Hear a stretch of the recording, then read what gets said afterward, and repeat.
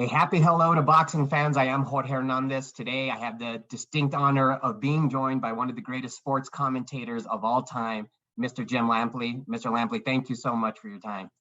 It's my privilege, Jorge. Yeah. This week, boxing fans, and even more specifically, right, New Mexico boxing fans are celebrating the 25th anniversary of what is arguably the greatest sporting event in New Mexico sports history. And of course, we're talking about the crosstown rivalry fight between Albuquerque fighters Johnny Tapia and Danny Romero. Jim, you started the fight by saying round one begins. They've waited years. What was that anticipation like? And did you prep for that line? I don't recall whether I prepped for the line, although, you know, it would have made sense that would be the way to begin. I probably had said something like that in the weeks leading up to the fight. One thing I remember very vividly from that particular summer was, in addition to hosting boxing, I was the host of Wimbledon tennis coverage on HBO. And Wimbledon tennis coverage on HBO meant every weekday because NBC had the weekends. And at that moment, there were 6 hours live, no commercials. And on not rare, but somewhat regular occasions, 6 hours live, no commercials, no tennis. So when you're in a situation like that, then one of the things that happens is that you frequently promote the upcoming programming on the HBO. And there may never have been a single prize fight on HBO which I mentioned, trumpeted, built up, and promoted as much as I did Tapia Romero during those 2 weeks at Wimbledon that year. In fact, I very distinctly remember Martina Navratilova during the second week saying, "Okay, you've got me. I've never watched a boxing match, and now I have to watch this one because I feel like I know these two people from what you're telling me." And you know, and I would simply say, well, that's what the promos are all about, Martina. I'm very happy to hear that you're going to be with us on that night. And you know, the story of Danny and Johnny was a natural, easy to sell, and the notion that they had actually begun their boyhood boxing learning experiences in the same gym that Danny's father had at one point trained both of them. It was all compelling. And of course, what was sold by the man on the street in New Mexico by a lot of fans was a story of bad blood and real personal animosity and the possibility of criminal behavior at the arena because of the nature of the fan followings, and that was overblown. You know, it was never true that Johnny and Danny hated each other. That wasn't the case. It was never true that their fans came so distinctly from opposite sides of the street that there would be fear of violence against each other. All those things were hype and not really reality. But was true was that Danny had a far more coherent background and upbringing. Johnny's life was borderline torturous, and that to a certain degree, Johnny's boxing career, what he did in the ring was acting out a passion play and fulfilling a lot of things about him that his fans believed and fantasized in some ways from his background. And Danny by nature or by his experience was a far more down to earth and easily recognized character. But the other element that goes to boxing persona was boxer versus puncher. Johnny was very clearly the skilled boxer of the two, and Danny was very clearly the big puncher of the two. And if you look carefully at the history of boxing, all the way back to Jack Johnson versus James J. Jeffries, Dempsey versus Tunney, all the way through decade after decade, you find many, many more occasions when the boxer upends the puncher than the other way around. Technique, as they say in tennis, and I heard it a lot that summer, craft is king, and craft is king in boxing to at least as great a degree as in any other sport. How much do you wish that fight would have taken place in Albuquerque, New Mexico, instead of Las Vegas, Nevada?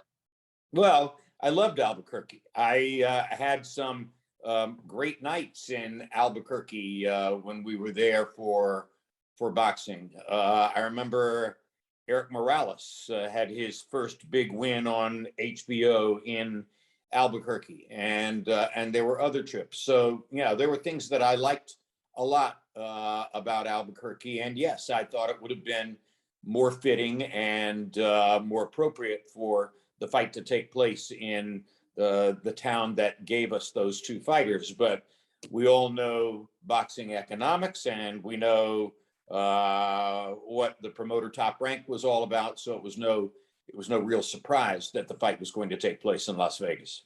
Yeah. So I know you talk about how, there was a lot of buildup to it, that the animosity really wasn't as there as it was shown. So from what I recall in rewatching the fight earlier this week, there was a note that you made, and the camera also highlighted this, was the fact that there were 100 police officers total and several gang units there. So did that make that fight week one of the more unique fight weeks that you've ever been a part of?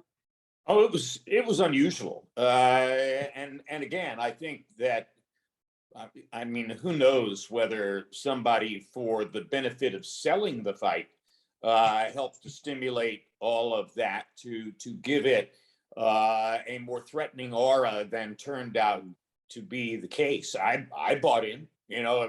People from Albuquerque insisted to me, this gang affiliates with Johnny and this gang affiliates with Danny. And on fight night, I saw nothing to indicate that any of that was really a fundamental part of the surrounding of the fight.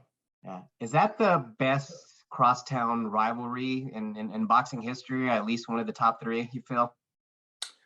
It's certainly way up there. There have been no shortage of Brooklyn fighters against Brooklyn fighters, and Philadelphia fighters against Philadelphia fighters. And there are, a great many towns that are larger than Albuquerque where fighters have had connections. Hey, both Sonny Liston and Cassius Clay, February 25, 1964, had significant connections in Miami. And there was a fan base there for both of them. But I think that the hometown element was easier to sell with Tapia Romero than with a lot of other fights. And Albuquerque is not a big town. Albuquerque is a neighborhood town. I think the fact that both of them had Hispanic backgrounds, and there's a lot of Hispanic citizenry in Albuquerque helped to underline and enhance all of that. So it was certainly a big part of the character of the fight. Yeah, I know Johnny spent, some time with HBO and, the tail end of his career, the second half of his career on Showtime, but you guys got to see him grow up, between ESPN, HBO, and Showtime, but you guys got to see a lot more of Danny Romero. He won his first world title, was the first flyweight fighter to win a championship in over 63 years. So what was that like to see their careers early on continuing to develop and ultimately crescendo to this path where they started in the same place and ultimately crossed years later? So what was it like seeing their development leading up to that fight in their other bouts? When I began calling boxing matches, I was at ABC, and my expert commentator at ABC was a classic boxing gym rat named Alex Wallow, kind of a rich kid from Greenwich, Connecticut, who latched onto boxing early in his childhood and spent his adolescence and teenage years, going to Brooklyn gyms, New York gyms, going down on the train to Philadelphia gyms, meeting everybody he could meet in boxing.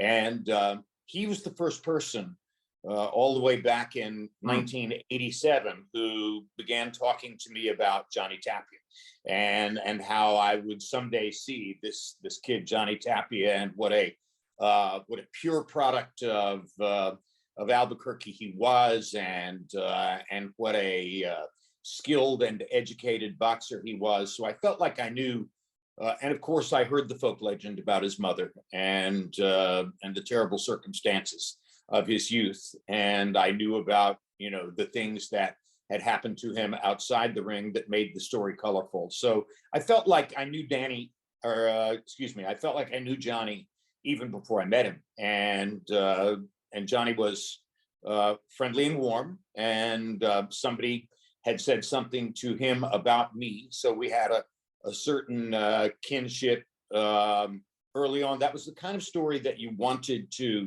know and you wanted to get close to. Boxing is a storyteller's sport. I am a natural storyteller, raised by two women who were inveterate storytellers, and that was the kind of story you would tell to anybody who would listen. Sitting in the Wimbledon booth all that summer with hours and hours of free time, I would tell Billie Jean and Martina and anybody else who would listen the stories about Johnny's background and how all that was going to culminate in this fight. When I met the Romeros, that was later on. I did not know them nearly as long as I knew Johnny, and the Romeros were friendly, and particularly Danny Jr. And I loved talking to him and spending time with him. So that was one of those fights where you didn't want anybody to lose. If you were sitting in my chair, you wanted both guys to perform at their peak, and you wanted them both to win somehow. And that of course is not a part of boxing. Somebody was going to have to lose that night. And I remember that by the time the evening was over, I had in my head a very firm picture and a very firm interpretation of what I had seen and why Johnny had won the fight the way he did. And that was going to be my question. So that fight had a pendulum in the middle. Johnny Tapia did well the first 2-3 rounds, and then the middle rounds, you know, Danny kind of came to life, and then ultimately it was Johnny's boxing skills that took over toward the end. Did you expect that bout to go that way? This is what I've always said to people about that night and that fight, and that is that Danny had the same trainer all his life. Everything Danny learned about boxing, he learned from the same trainer, Danny Sr. And by the way, Johnny had that trainer for a little while too, but then he went on, and there were a succession of them, and you know, up to and including Jesse Reed, who was one of the first trainers I had ever met in boxing back in 1987, working with Alex Wallow. And I very distinctly remembered Alex telling me, the thing you need to know about Jesse is if you ever get pulled into a bar fight, he's the guy you want next to you. I never saw that part of Jesse's character, but I understood what Alex meant, and to a certain degree who Jesse was. But by the end of that evening, watching Johnny adjust and adjust and adjust, and watching Danny doing what punchers do, going back to all the things he had learned about how to set up the big punch and trying to land the big fight-changing punch. At the end of the night, I just remember thinking Johnny had more answers. Johnny had more different options. Johnny had more switches he could pull in the ring the night of that fight. And that was the fundamental difference, which ultimately to me became the difference in the fight. And I think in the closing rounds, you could sort of see it in Danny's eyes that, you know, he had not been able to make the bomb go off. And he didn't know how to make the bomb go off because Johnny would step here, Johnny would step there, Johnny would set up one combination, then use the same body language to set up a different combination. He just had so many more options. And I attribute that partially to the fact we counted at one point, I think he had 7 different trainers and that bespeaks a tumultuous and in some ways unstructured life, but it also creates an education. Johnny was a more educated fighter. Now, I guess moving into now and you, so are you still following the sport closely? I mean, a lot of us, especially hardcore boxing fans, would love to see you, get back in the booth. I know we were close with the Kambosos and Lopez fight. That ultimately didn't happen, but where do you stand with the sport? Are you still a strong follower of it? Do you still have the passion that you did before? Are you coming back at any point, Mr. Lampley? Well, yes to everything about my passion, my interest, my watching the sport and paying attention to what's going on. That's all in place. I don't make the decision about whether I come back and call fights. I got off to a bad start in that regard because I did make an agreement with Triller, and instantly the fight evaporated. I think that the guys to whom I'm listening, calling fights, do a good job. I enjoy them. Their employers must enjoy them too. So I have not heard an offer that would bring me back to ringside. And at this point, I have to assume that it's highly possible I won't hear an offer that would bring me back to ringside. In the best of all possible worlds, would I like to hear that offer? Sure.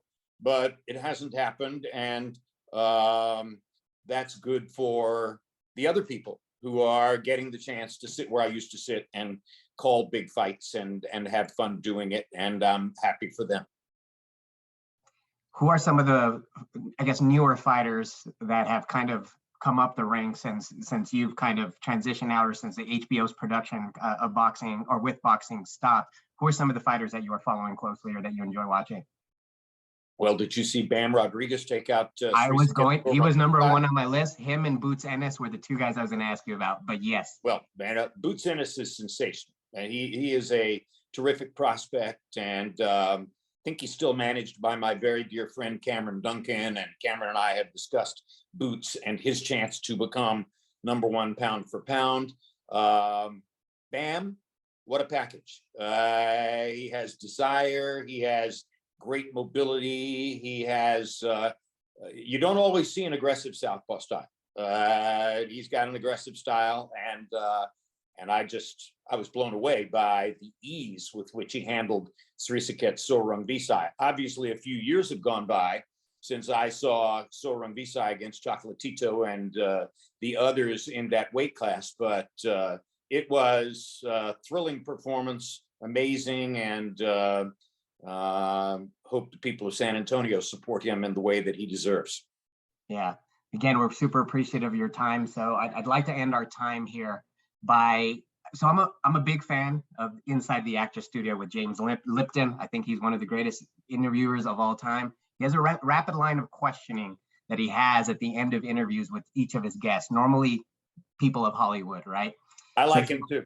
Is it okay if I do something similar with you? Give it a shot. All right, rapid fire here. Who's your favorite fighter of all time? Jack Dempsey. Who's your favorite athlete, non-boxer? Carl Lewis. Favorite event, non-boxing, that you've ever covered? Obviously, I know you have all these decades, obviously Olympics. How many Olympics have you, that were you able to do? 14 Olympics. 14 Olympics. So I guess taking Olympics seven and summer, seven summer, 7 winter. And that experience is in a class by itself. The very first Olympic event I ever went to and covered was Franz Klammer's downhill run at Innsbruck in 1976, wow, which is the greatest downhill race of all time. And a memory you can't top. I was in the arena and did the post-game interviews live for the Miracle on Ice in 1980 at Lake Placid. So, I could talk all day about Olympics memories. They're off the board. But no, leaving aside Olympics class by themselves, I was shocked at the degree to which I wound up loving Wimbledon. I was not a tennis commentator before I first went to Wimbledon. I was terrible at it at the beginning. And over time, I learned what to appreciate, particularly about grass court tennis, which is the finest margins of competition in any sport. I mean, those guys and those women, they play for hours, and victory or defeat is the product of one little moment here or there. And the level of concentration and focus and devotion they have to show to be ready for that one tiny moment when it comes is, I believe, unique in sports. And I try to stay away from using unique. It is, along with incredible, one of the two most overused words in the language, but I'll use it this one time. I believe that the level of focus that's required to be a great tennis player, and particularly a great grass court tennis player where everything happens faster, is unique. All right, and another audible that I'm making here, another quick one, because you spoke about Wimbledon and tennis. We have a trio of arguably three of the greatest players of all time right now, and Nadal and Federer and Djokovic. Who's the greatest player of all time if it's not one of those three guys? Tennis. Well, at the end of the day, Djokovic is going to wind up with more major championships, and there's a natural reflex to say, okay, Djokovic is the greatest because he wound up winning more major championships than the other two. But I don't know. You give me Djokovic on his best day. You give me Nadal on his best day, and you give me a surface other than clay, and I still think Roger Federer is the greatest player of all time. I think that Federer had more skills and more adaptability than any other player. It's hard to disagree. Back to the rapid fire. Baseball, greatest baseball player of all time. Greatest baseball player of all time. Well, that gets cloudy because of performance-enhancing drugs. I'll say this. I'll go all the way back to my childhood. I believe Willie Mays was the greatest player of my youth and my childhood, and it's hard for me to believe that anybody's ever been better than he was. So I'm going to say Willie Mays. Your favorite film of all time? Well, I have a lot of them, but if you see Godfather 1 and 2 as a single movie, it's very hard to beat that. I don't see it as two separate movies. I see it as a continuation of the same narrative, the same story. And the first movie was produced by a very dear friend of mine named Al Ruddy. So I'll go with Godfather 1 and 2 combined into a single motion picture. But hey, if you want to be esoteric and you want to be a meaningful film critic, then you say Citizen Kane. It sounds impressive to say Citizen Kane. I like it, but I'm more entertained by Godfather.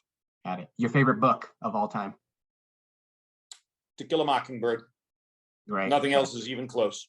Yeah, it's 1000% a classic. And finally, Mr. Lampley, as we wrap up here, what are you doing personally here to just keep your mind, busy, stay active? Yeah, what are you currently invested in personally, and of course, just fiscally? I believe you had, owned some restaurants in the past. Is that still something you're in? I'm not in the restaurant business, thank heaven. I teach here at the University of North Carolina. I'm sitting on Franklin Street in Chapel Hill, looking out my window, and about a 5-minute walk from here is the communications department, where I teach communications 490, evolution of storytelling in American electronic news media. Wow. And it's interesting because people expect me to be teaching something to do with sports, and I'm not. I do mentor a couple of students who want to be network television sportscasters, and I trade thoughts with them and trade observations with them all day long during the school year.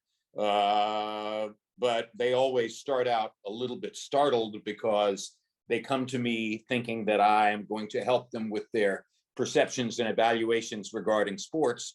And I stop them in their tracks from the beginning. And I say, you think that sportscasting is about sports, and it's not. It's about language. It's about your capacity for using the English language to tell a story in front of a camera or a microphone. So everything I'm going to talk to you about is going to be about grammar, syntax, word choice, vocabulary, et cetera, et cetera. And if they push back, I say, wait a minute. Do you want to be great or do you want to be good? I'm only interested in working with you if you want to be great. And if you want to be great, then go back and look at what Bob Costas or Hannah Storm or various others who were my contemporaries did, and you will find that they are great practitioners of the English language. They have the right grammar, they have the right syntax, they know the right word to choose at a given moment. That's what makes great sportscasters. It's not because they know something about sports. There are thousands of us who know something about sports. So those are the two things I do on campus here at the University of North Carolina. And I have season tickets to the basketball games. How could life be better? Right. How can life be better indeed? Mr. Jim Lampley, thank you so much for joining us to help us commemorate what is the greatest sporting event in New Mexico boxing history and New Mexico sports history with Johnny Tapia and Danny Romero bout that took place, as crazy as it sounds, 25 years ago. Mr. Lampley, thank you so much. Have a pleasant evening. I love New Mexico. Thank you.